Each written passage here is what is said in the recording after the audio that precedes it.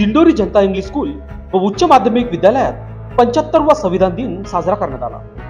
यावेळी कार्यक्रमाच्या अध्यक्षस्थानी प्राचार्य शरद शेश्वर, उपप्राचार्य उत्तम भरसट, पर्यवेक्षक सविता शिंदे, रावसाहेब उशीर यांच्या हस्ते महामानव डॉक्टर बाबासाहेब आंबेडकर व संविधान प्रतिमेचे पूजन करण्यात आले। सकाळ सत्रात नेहा देशमुख व प्रियांका भेरे यांनी नियोजन करून संविधान वाचन केले। इयत्ता 5वी व इयत्ता 6वीच्या विद्यार्थ्यांनी संविधान विषयी नाटिका सादर केली। तसेच रिया माले व उपशिक्षिका साधना पेल महाले यांनी संविधान व डॉक्टर बाबासाहेब आंबेडकर यांच्या विषयी माहिती सांगितली। या कार्यक्रमाचे सूत्रसंचालन प्रियंका भेरे यांनी तर आभार प्रदर्शन नेहा देशमुख यांनी मानले। दुपार सत्रात एस बी संगमनेरे यांनी कार्यक्रमाचे नियोजन केले। सरला कदम यांनी संविधान प्रास्ताविकेचे वाचन केले। सर्व विद्यार्थी व शिक्षक यांनी संविधान शपथ घेतली। ईश्वरी बोरस्ते हिने संविधानाची माहिती दिली। अध्यक्ष मनोगत व्यक्त करताना प्राचार्य शरद शेजवळ यांनी सांगितले, भारतीय संविधान ही भारतीय मूल्यांची एक पेटी आहे, ज्या पेटीत संबंध भारतीय समाजा एकवटलेला आहे। प्रत्येक सामाजिक, राजकीय,